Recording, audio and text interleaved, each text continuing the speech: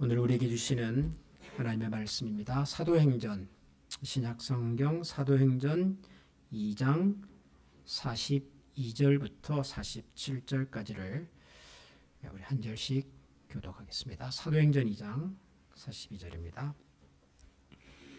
그들이 사도의 가르침을 받아 서로 교제하고 떡을 떼며 오로지 기도하기를 힘쓰니라. 사람마다 두려워하는데 사도들로 말미암아 기사와 표적이 많이 나타나니 믿는 사람이 다 함께 있어 모든 물건을 서로 통용하고 또 재산과 소유를 팔아 각 사람의 필요를 따라 나눠주며 날마다 마음을 같이하여 성전에 모이기를 힘쓰고 집에서 떡을 떼며 기쁨과 순전한 마음으로 음식을 먹고 하나님을 찬미하며 온 백성에게 칭송을 받으니 주께서 구원받는 사람을 날마다 더하게 하시니라. 아멘. 12월의 첫 번째 주일인데요. 우리 교회력이라 그러죠. Church Calendar에서는 이제 12월부터 성탄절까지를 강림절 혹은 대림절 그렇게 부릅니다. 강림, 오신다 그런 뜻이겠죠. 대림, 오시는 것을 기다린다 그런 뜻이겠죠.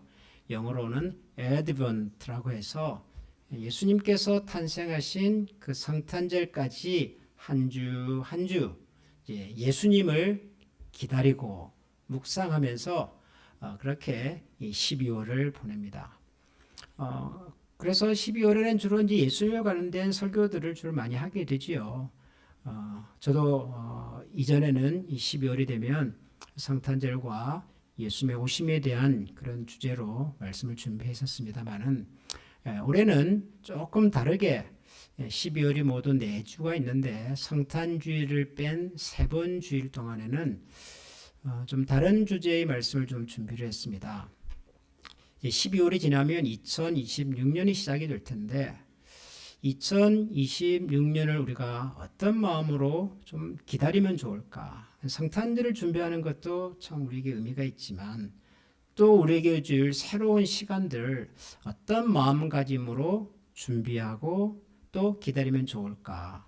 그런 생각을 가지고서 3번에 걸쳐서 2026년 내년 한 해 동안 우리가 좀 이런 부분에 좀 관심을 가지고 또 좀 집중해 보면 좋겠습니다 하는 주제의 말씀을 좀 나눠보려고 합니다. 오늘은 첫 번째 시간인데요. 여러분들이 주보를 보시면은 아시겠지만 예배에 대한 얘기를 좀 해보려고 합니다. 예배. 너무 재미없죠? 예배는 뭐 여러분들이 너무 잘 알고 익숙하고 뭐 예배에 대해서 어디 가서 얘기를 하라 그래도 하실 수 있을 만큼 익숙한 내용입니다만은 그런데 저는 늘 저 자신도 그렇고 우리가 함께 드리는 이 주일 예배를 준비를 하면서 또 참여를 하면서 늘 조금 뭔가 좀 더 있으면 좋겠다 하는 생각을 늘 갖습니다. 미리 말씀을 드리지만 우리 한미교회 예배는 꽤 괜찮은 예배입니다. 여러분들이야 뭐 1년 52주를 한미교회 오시니까 뭐 다른 교회 예배가 어떤지를 잘 모르시겠지만 저는 이제 가끔 다른 교회 예배도 참석을 해보잖아요. 또 지난번에 한국을 방문했을 때는 또 한국의 교회들도 방문해보고 예배들을 다녀보는데 우리 한미교회 예배는 꽤 괜찮습니다.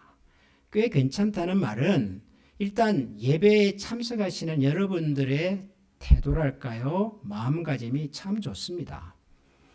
여러분 혹시 기회가 있어서 뭐 다른 교회에 가서 예배를 한번 들어보십시오. 제일 처음에 느낄 수 있는 것은 아마도 이걸 겁니다. 이 교회 예배는 너무 무겁다. 일단 예배 분위기가 참 무겁습니다. 무겁다는 말을 어떻게 표현해야 될지 모르겠습니다만 일단은 좀 하여튼 무거워요. 근데 우리 교회 예배는 어떡합니까? 시작할 때부터 여러분 우리는 밝습니다. 무겁다는 말의 반대가 가볍다인데요. 저희 교회 예배는 절대로 가볍지는 않습니다. 가볍지는 않은데 우리는 밝아요. 처음에 여러분들이 오셔서 같이 인사하시고 또 찬양하고 이렇게 말씀을 듣는 이 모든 분위기가 예배의 진행이 참 밝고 좋습니다. 사실 예배는 그래야 되는 거거든요. 그런데 많은 교회 예배들이 참 무거워요. 그래서 막 옆 사람하고 말도 하면 안 되고요. 하여튼 시작할 때부터 끝날 때까지 가만히 앉아 있을 것 같아요.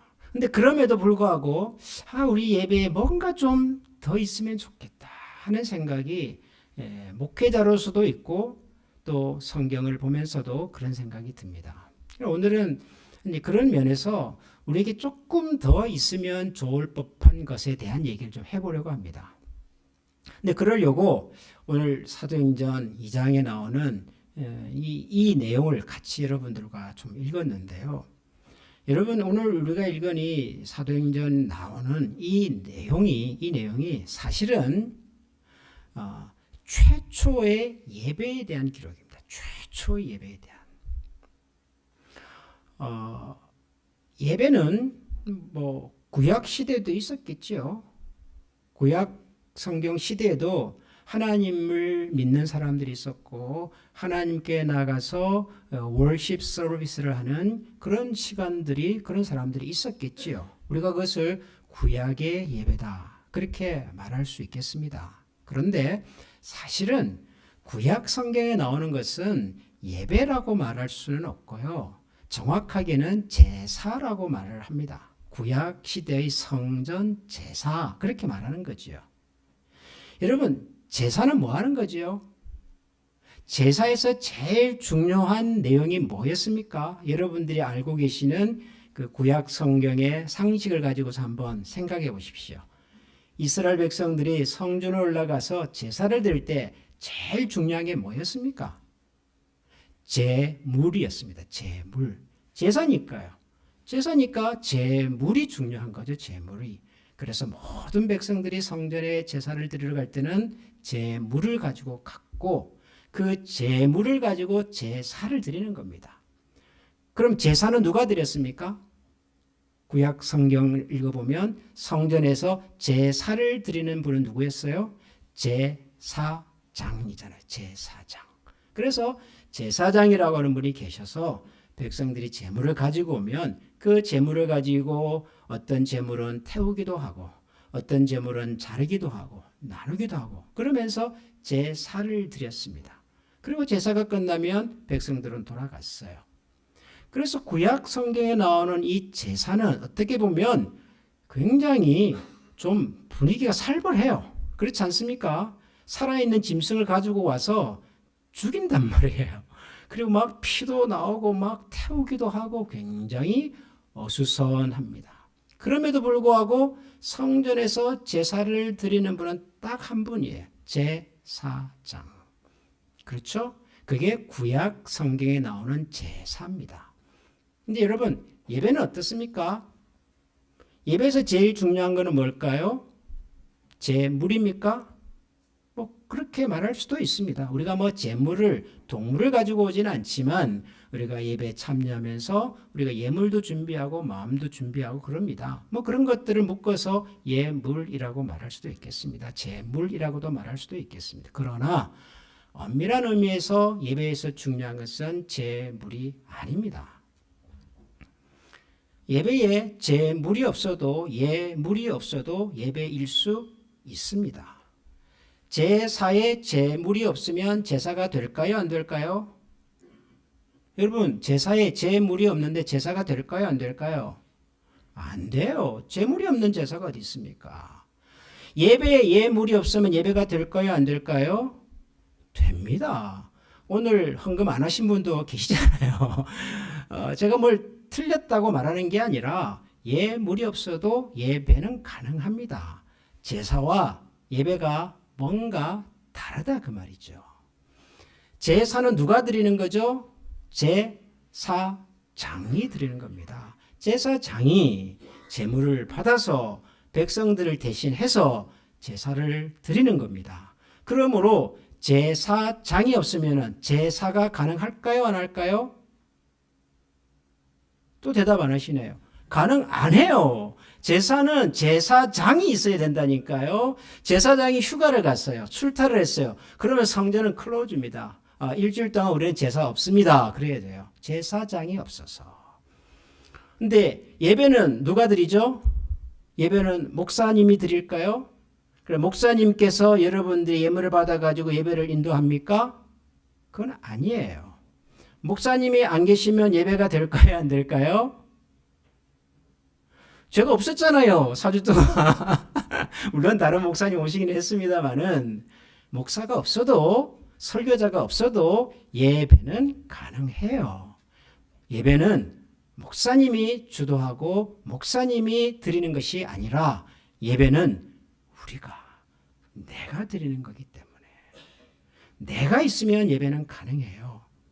그러니 제사라는 것과 예배라는 것이 비슷하면서도 달라요. 지금 우리는 제사를 드리는 것이 아니라 예배를 드리고 있어요. 하나님 앞에 예배를 드리고 있단 말이에요. 그러면 이 예배를 왜 드리냔 말이에요, 우리가. 예배를 어떻게 드려야 할까요? 어떤 예배를 하나님이 기뻐하실까요? 우리가 예배를 드리지만 우리가 저 사람이 예수 믿는 사람이다, 크리스찬이다 라고 말할 때 가장 상징적인 행위가 뭡니까?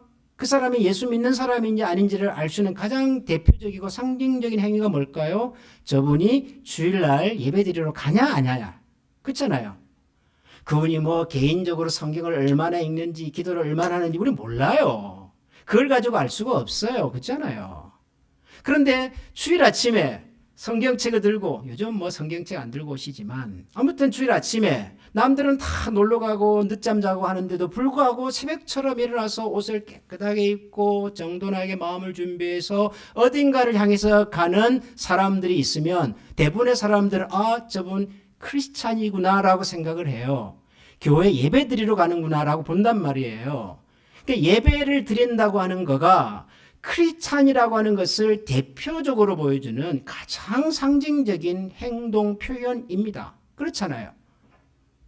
그러니까 예배를 드린다는 것은 크리스찬이라고 하는 것, 우리 기독교 신앙에 있어서 굉장히 중요한 내용인 거죠. 굉장히 중요한 것.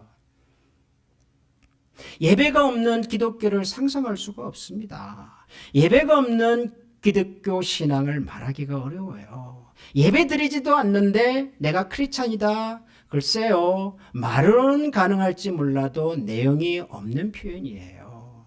기독교 신앙에 있어서 우리 신앙에 있어서 예배는 정말 중심이고 생명 같은 겁니다.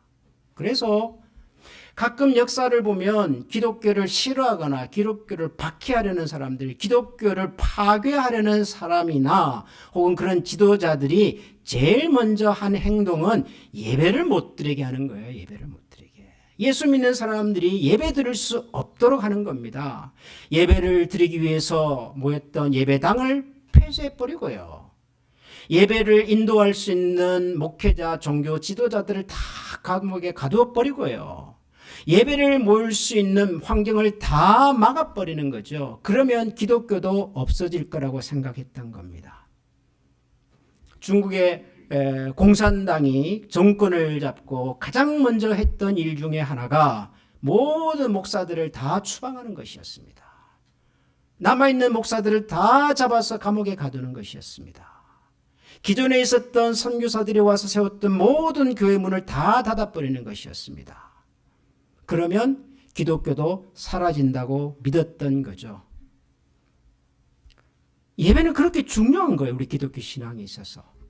여러분들이 매주일 아침에 어떻게 보면 그냥 뭐 별 생각 없이 늘 해왔던 일이니까 어떤 분은 습관처럼 어떤 분은 관성으로 오실 수도 있겠으나 사실 여러분들이 주일 아침에 나와서 이곳에 앉아 드리는 이 예배는 저와 여러분들의 신앙에 있어서 가장 중요한 생명과도 같은 샘물과도 같은 시간이고 그런 우리의 삶의 한 부분이에요.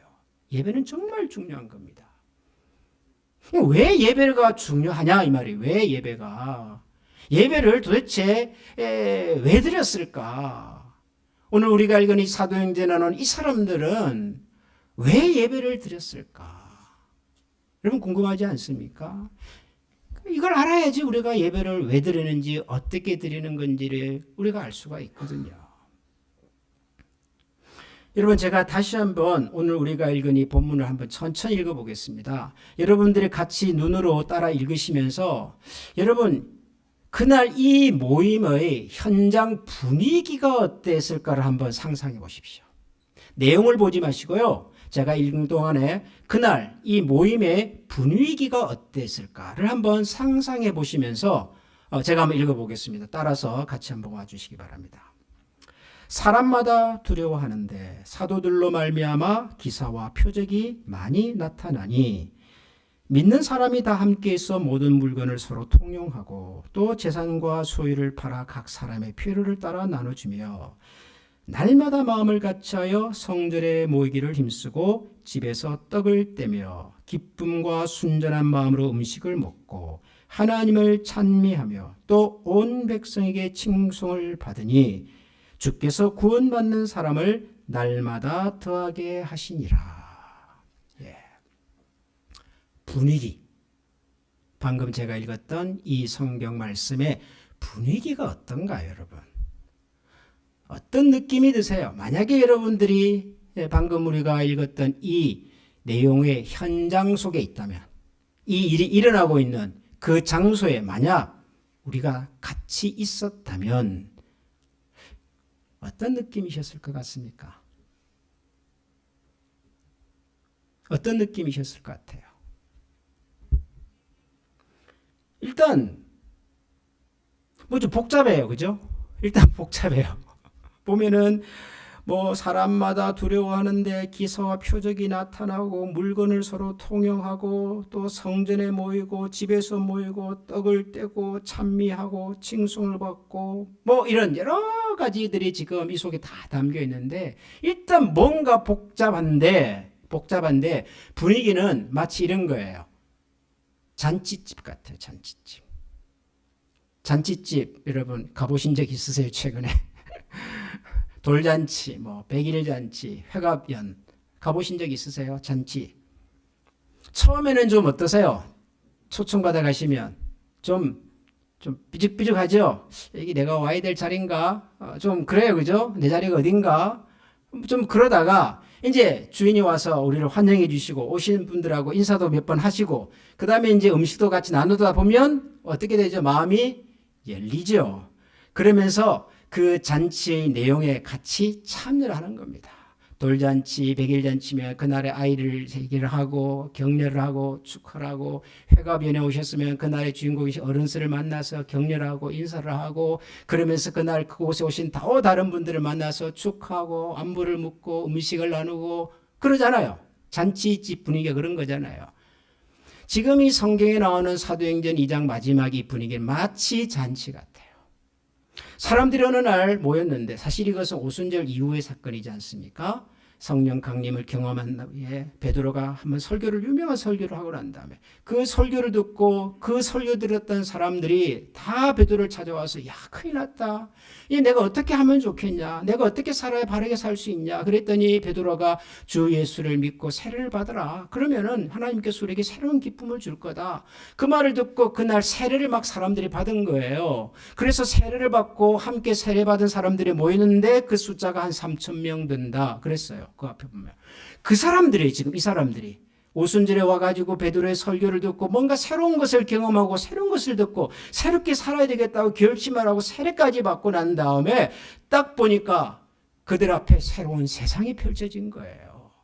그래서 그들이 왜 지금 예루살렘에 왔는지도 다 잊어버리고 집으로 돌아갈 생각도 안 하고 그 사람들이 모여서 같이 하나님을 찬양하고 자기들이 가지고 온 물건을 서로 나누고 그 다음에 성전에서도 집에서도 떡을 떼고 그랬다는 거예요. 그냥 여러분이 이 장면을 연상해 보면 그냥 사람들이 뭔가 새로운 것을 경험하고 난 다음에 너무 즐겁고 좋아서 집에 돌아갈 생각도 안 하고 막 자기들끼리 모여서 얘기하고 기도하고 찬양하고 떡을 떼고 그런 장면이에요. 근데 이게 뭐라고요? 이게 예배였다는 거예요. 성경에는 이것이 예배다 그런 표현은 없어요. 그러나 이 내용을 가만 들어보면 지금 우리가 예배 시간에 하는 내용들이 거의 다 이 속에 있어요. 뭐가 있어요? 여기 보니까 사도들의 가르침이 있었다 그러잖아요. 사도들의 가르침. 사도들의 가르침이 뭐죠? 지금 같으면은 하나님의 말씀을 듣는 거잖아요. 그 당시에는 우리가 가지고 있는 것처럼 이렇게 신구약 성경이 기록으로 남아있지 않았어요. 구약 성경은 있었지만 신약 성경은 없던 때예요. 대부분 사도들이 예수님과 함께 지내면서 예수님으로부터 들었거나 배웠던 내용들을 가르치기도 하고 어떤 분은 그것을 편지로 쓰기도 하고 나중에 그것들이 모여서 지금 우리가 신약 성경이라고 말하는 성경들로 모였잖아요. 로마서가 생겼고 고린도서가 생겼고 계시록이 생겼고 그랬잖아요. 그러나 그때는 책으로 있지는 않았단 말이에요. 사도들이 있었으니까 그 사도들이 직접 그들이 들었고 배웠던 예수님의 말씀을 가르치기 시작했단 말이죠. 하나님의 말씀이 선포되고 있었어요. 또 뭐가 있었어요? 그들이 모여서 하나님을 찬미했다 그러잖아요. 하나님께서 우리에게 주신 이 새롭고 놀라운 경험들을 노래하는 겁니다. 기쁨으로 찬양했던 것입니다. 우리가 예배 시간에 모여서 함께 찬양하고 기쁨으로 하나님을 높여드리는 것이 그때 있었던 거예요. 또 뭐가 있었어요? 여기 보면은 떡을 뗐다. 그런 것도 있잖아요. 여러분, 떡을 뗀 게 뭘까요? 떡을 뗐다. 이게 뭘까요? 지금 같으면은 이 성찬식인 거죠. 성찬식. 물론 그 당시 떡을 뗀 것은 지금 우리가 하는 것 같은 성찬식하고는 달랐어요. 왜 달랐냐 그러면은 그때 그분들이 했던 것은 사실은 밥 먹는 거였어요. 밥을. 함께 모여서 식사를 하는 것이었습니다. 원래 성찬식을 예수님께서 제자들과 할 때 그 시간이 무슨 시간이었습니까?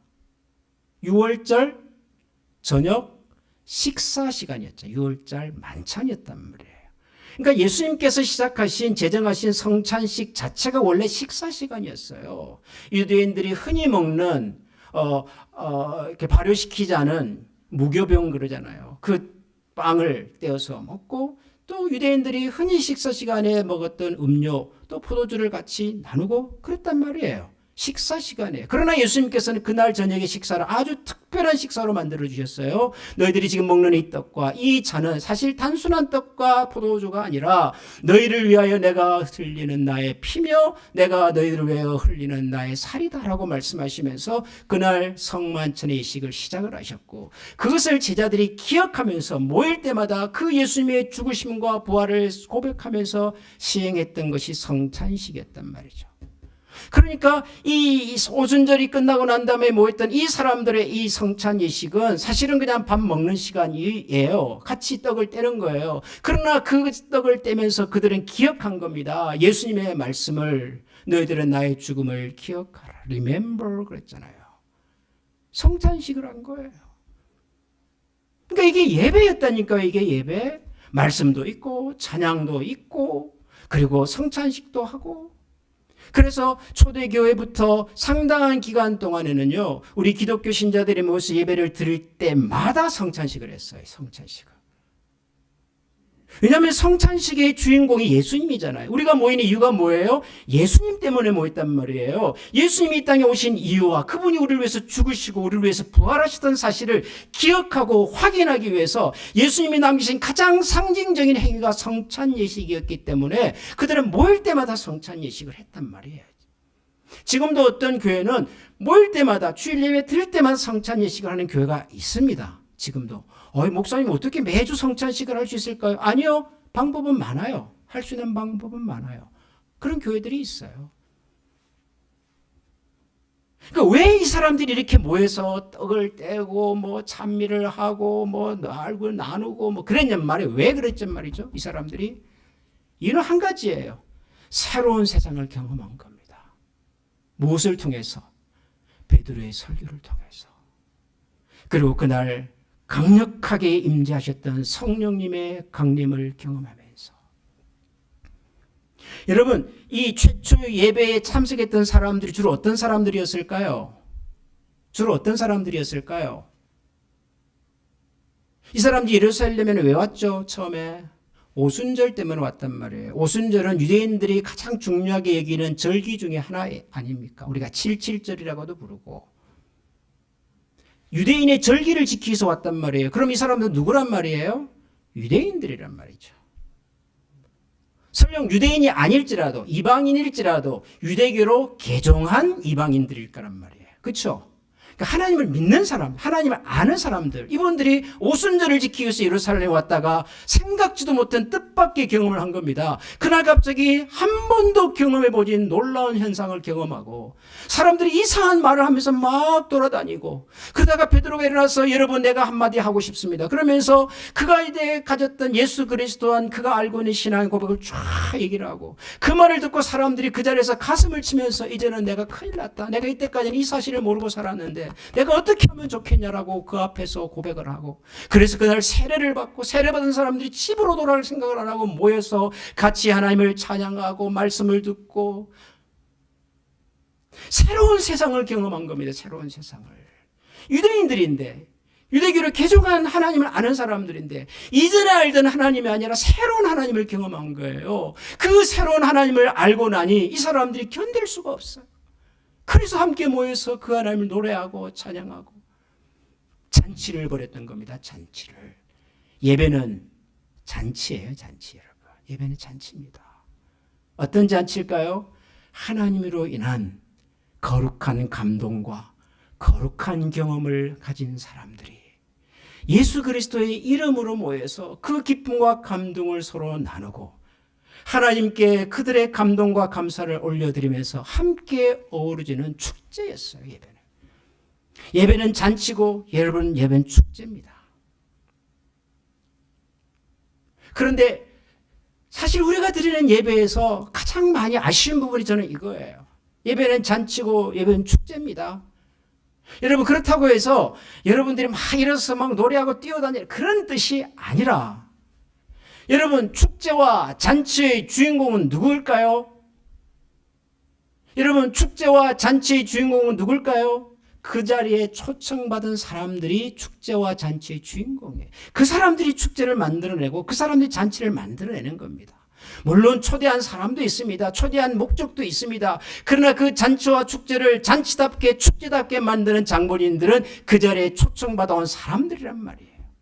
예배가 축제고 예배가 잔치라면, 예배가 예수 그리스도를 만나고 경험한 사람들이 모여서 하나님과 더불어서 누리는 축제고 잔치라면 이 예배의 주인공은 바로 예배에 초청받아 온 우리 자신들이란 말이에요. 누가 예배를 완성하는 줄 아십니까? 우리가 완성하는 겁니다. 누가 예배를 제대로 된 예배로 만들어낸 줄 아십니까? 우리가 만들어낸 거예요. 목사가 만드는 것도 아니고 찬양팀 리더가 만드는 것도 아니에요. 여러분, 기도를 인도하시는 장로님이나 권사님이 만드는 것도 아니에요. 예배를 예배답게 만드는 장본인은 바로 우리란 말이에요. 우리. 내가 예배를 완성하고 내가 예배의 주인공으로 내가 예배를 예배답게 만드는 사람들인데, 그런데 많은 경우에 예배에 참석한 우리가 예배를 완성하지 않습니다. 우리가 예배에 참여하지 않습니다. 많은 경우에 예배에 오신 많은 분들이 예배를 구경하고 가요. 구경하고. 물끄러미 앉아서 그냥 예배를 잘 관람하시고 가요. 그런 분들이 많아요. 우리 교회에서는 예배를 드릴 때 가능한 여러분들 막 귀찮게 하잖아요. 그죠? 여러분 아시죠? 다른 교회 가면 가만히 앉아 있었는데 우리 교회는 오면 자꾸 뭘 시켜요. 그죠? 뭐 인사를 해라, 뭐 박수를 쳐라, 뭐 찬양을 같이 하자, 뭐 그러잖아요. 귀찮으시죠? 예배는 귀찮아야 합니다, 여러분. 왜냐하면 예배는 구경이 아니거든요. 예배는 참여하는 겁니다. 내가 내 마음으로, 내 정성으로, 내 몸과 생각을 다 함께 쏟아부어서 참여해야 예배가 되는 겁니다. 예배는 그랬단 말이에요. 처음부터. 어떤 여인이 예수님께 물었잖아요. 어떤 사람은 예배를 여기서 하라 그러고 어떤 사람은 예배를 저기서 하라 그러는데 도대체 어떻게 예배를 드려야 그 좋은 예배입니까? 그랬더니 예수님이 뭐라고 대답하세요? 예배는 여기서 한다, 저기서 한다가 중요하지 않다. 예배는 뭐 교회당 안에서 하느냐 밖에서 하냐 그게 중요하지 않다. 예배에서 중요한 것은 뭐라고요? 신령과 진정으로 그러잖아. 신령과 진정. 진정이 뭐예요? 진정. 진심으로, 본심으로, 마음과 뜻을 다해서. 그게 예배란 말이에요. 그러니까 제가 우리 교회 예배를 보면서 좀 아쉽다, 좀 더 있으면 좋겠다라고 하는 부분이 뭐냐 하면 우리가 예배의 주인공이라는 이 생각, 내가 예배를 완성하는 사람이라는 생각, 지금 이곳에서 하나님을 경험하고 하나님과 대화하고 그리고 하나님과 사귀고 하나님께 찬양과 경배를 올려드리는 주체가 바로 나라는 생각을 가지고서 예배에 참여하시는 것, 이게 정말 중요하다는 생각을 하는데 이게 좀 아쉽다는 생각이 드는 거예요. 이게 좀 아쉽다. 여러분 예배 참여하고 계십니까? 앉아있지 마시고 여러분 참여하십니까? 영어로 participate 그러잖아요. 내가 들어가서 한 부분이 되시는 겁니다.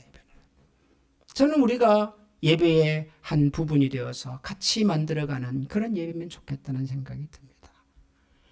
여러분 찬양을 같이 할 때 어떤 분은 이 찬양이 좀 생소하기도 하고 또 우리 어른들은 요즘 찬양은 너무 좀 이렇게 빨라 뭐 가사가 많고 옛날 찬양은 뭐 천천히 갔잖아요. 옛날에는 뭐 좋으신 하나님 참 좋으신 우리 요것만 해도 찬양이 되는데 요즘은 뭐 가사도 많고 템포도 빠르고 정신이 없어요. 그러니까 하고 싶어도 못 따라합니다라는 분이 계시다는 걸 압니다만은 여러분 멜로디는 좀 놓치셔도 괜찮아요. 그런데 찬양이라고 하는 것이 결국 우리 신앙의 고백 아니겠습니까? 고백. 이쯤 나오잖아요. 앞에 다 가사 내용이. 그럼 내가 멜로디를 몰라도 그 찬양의 가사라도 같이 읊조리면서 맞아 이 찬양의 가사처럼 주님 저도 하나님 앞에서 그렇게 한번 살아보고 싶습니다. 그런 마음으로 함께하는 찬양의 시간이면 좋겠다. 내가 모르기 때문에 가만히 손 놓고 앉아가지고 그냥 젊은 사람들끼리 하는 찬양 물끄러미 쳐다보는 게 아니라 기도도 마찬가지 아닙니까? 앞에 나와서 누군가가 대표로 기도하지만 그분 혼자 기도하는 게 아니잖아요. 혼자 기도하려면 골방에 가서 하면 되죠. 근데 왜 예배 시간에 등단하셔서 여기서 기도를 할까요? 우리 모두를 대신해서 대표해서 함께 드리는 기도란 말이에요. 기도는. 그러니 기도하는 분의 기도의 내용 속에 여러분의 마음과 생각이 함께 가져야 되는 거죠. 지금 장로님께서 저 기도를 할 때 저 기도 나도 참 평소에 많이 생각했던 기도인데 하나님 저도 똑같은 생각입니다. 똑같은 마음으로 저도 함께 기도합니다. 저 기도의 내용대로 우리 가운데 혹은 그 기도를 필요로 하는 사람들 가운데 하나님의 은혜가 임하게 해 주십시오. 기도하지만 눈을 감고 있지만 말씀은 안 하시지만 그 기도 시간에 여러분들이 영으로 함께 참여하는 거란 말이에요. 기도 시간에. 우리가 몇 달 전부터 예배 시간에 봉헌 시간을 하고 있지 않습니까? 봉헌. 예물을 드리는 겁니다. 다시 말씀드리지만 헌금을 못한다고 해서 안 한다고 해서 예배가 안 되는 것은 아니에요. 그러나 우리가 일주일 동안 살면서 하나님께서 우리에게 베푸신 은혜와 사랑을 생각하면서 그래도 뭔가라도 하나님 앞에 나의 감사를 표현하고 싶어서 우리가 감사의 마음으로 혹은 소득의 10분의 1을 담아서 하나님 앞에 드린 시간 아닙니까? 저는 그 시간이 굉장히 의미가 있고 중요하다는 생각이 드는 거예요.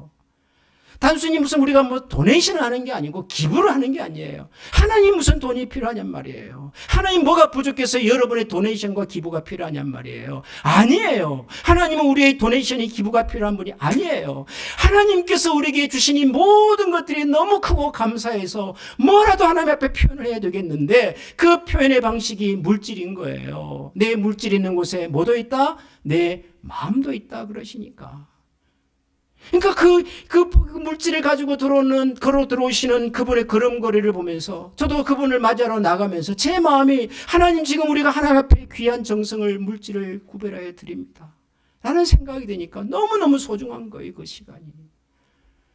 그러니까 여러분 우리의 예배는 잔치여야 합니다. 축제여야 합니다. 하나님에 대한 관심과 하나님에 대한 기대를 가지고 그분을 집중하면서 여러분이 예배의 주인공이라는 사실을 기억하셔야 돼요. 목사가 예배의 주인공도 아니고 찬양팀 리더가 주인공도 아니고 그런 우리가 만약에 예배 시간에 앉아서 우리의 마음과 생각이 하나님이 아닌 뭔가 다른 것에 자꾸 쏠려 있다면 몸은 여기 있어도 우리는 예배 드리는 자가 아닐 수 있는 거죠. 사랑하는 우리 한미가족 여러분, 지금도 좋아요. 지금도 저는 좋습니다. 그런데 조금 더 우리 예배가 좀 하나님과의 좀 생생한 경험이 되면 좋겠고 이 예배를 완성하는 사람이 바로 나 자신이라는 생각을 가지고서 좀 더 지금보다는 한 걸음 더 예배 안으로 우리가 함께 들어갈 수 있으면 좋겠습니다. 제가 내년부터는 그래서 예배 시간에 이제 좀 여러분들이 좀 참여할 수 있는 시간들을 좀 만들어 보려고 그래요. 억지로라도 우리가 좀 더 예배에 내 마음으로 함께 참여할 수 있는 시간들을 좀 만들어 보려고 그래요. 여러분, 예배는 내가 하나님을 경험하고 만나는 현장이라는 사실을 기억하고 내가 하나님으로 인해서 즐거워하고 기뻐하고 감격해하는 순간이라는 생각을 기억하시고 목사님의 설교도 찬양팀 리더의 찬양도 대표 기도자의 기도고 그것이 아니라 내 마음과 내 중심이 하나님 앞에 열리고 하나님이 내 속에 찾아오셔서 어떤 방법으로든지 나를 만져주시고 격려해 주시고 위로해 주시고 도전해 주시는 그 힘과 능력을 가지고 세상을 향하여 다시 힘차게 나아갈 수 있는 우리의 신앙의 고백의 현장이 될 수 있기를 주님의 이름으로 간절히 축원합니다. 여러분, 이 시간에 우리 같이 한번 찬양하십시다. 기도하십시다. 기도하시면서 하나님, 제가 예수 그리스도 때문에 변화된 새로운 삶을 예수 그리스도로 말미암아 우리에게 주어진 우리 인생의 새로운 목적을 향하여 다시 한번 힘과 소망을 가지고 걸어가는 그런 결단의 시간, 헌신의 시간, 고백의 시간이 되기를 소원합니다. 우리의 예배가 우리의 헌신과 우리의 참여와 주님을 향한 우리의 사랑의 고백으로 더 풍성해지고 더 한 걸음 더 완성되어 가고 하나님께서 저희들의 예배를 참으로 흡족히 여기시는 예배가 될 수 있도록 오늘도 저희들을 사용하여 주옵소서. 우리 이런 마음으로 이 시간에 한번 다 같이 마음을 모아 기도하십시다. 기도합니다. 하나님 아버지 감사합니다. 존귀하신 하나님 감사합니다. 하늘의 소망, 하늘의 교회, 저희들의 주님을 찬양하게 하옵소서. 믿음의 뜻, 믿음의 결정, 우리가 그 안에 명하여 주옵소서. 하나님 우리가 세워져 갈 수 있도록 도와주시기 감사합니다. 마음의 소원을 가지고 하나님 앞에 하나님을 찾며 우리의 찬미의 소리가 하나님을 너무 간절히 하나님 저희들이 세워질 수 있도록 주님께서 저희들을 사용하시고 간섭하여 주시기를 간절히 원합니다. 그 하나님으로 인하여 우리의 마음과 중심 주님을 영원히 하나님의 말씀 우리 속에서 살아 역사하시고 성령 하나님의 능력으로 우리가 힘입어서 세상을 향하여 파송되어 기쁨으로 그런 저희 모든 성도가 되도록 하나님 도우시고 간섭하여 주시옵소서. 걸어가신 주님을 따라서 살아가는 주 되게 하여 주시기를 원합니다. 우리 이 시간에 다 같이 찬양하겠습니다.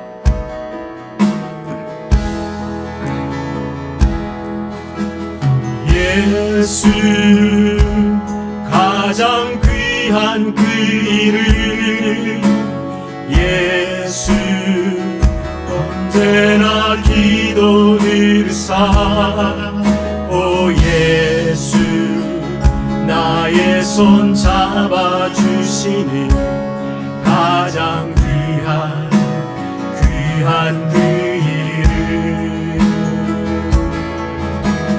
예수 찬양하기 원하네 예수 처음과 나중 되시는 오 예수 나 위에 고통 당하신 가장 귀한 그 예수 우리의 왕이신 주님 예수 왕의 왕이 되신 주 예수 당신의 끝없는 사랑 오 예수 목소리 높여 찬양해 가장 귀한 그 이름 언제나 우리의 기도를 들으시며 언제나 저희들에게 하늘에 속한 모든 신령한 것으로 충만하게 채우기를 기뻐하시는 하나님 앞에서 오늘도 신령과 진리로 예배하고 그 하나님의 은총으로 체험받아 세상을 향하여 담대히 나아가기를 원하는 모든 주의 백성들 머리 위에 우리 주 예수 그리스도의 은혜와 하나님의 사랑과 성령의 교통하시는 은총이 지금부터 영원토록 함께 계시기를 축원하옵나이다. 아멘.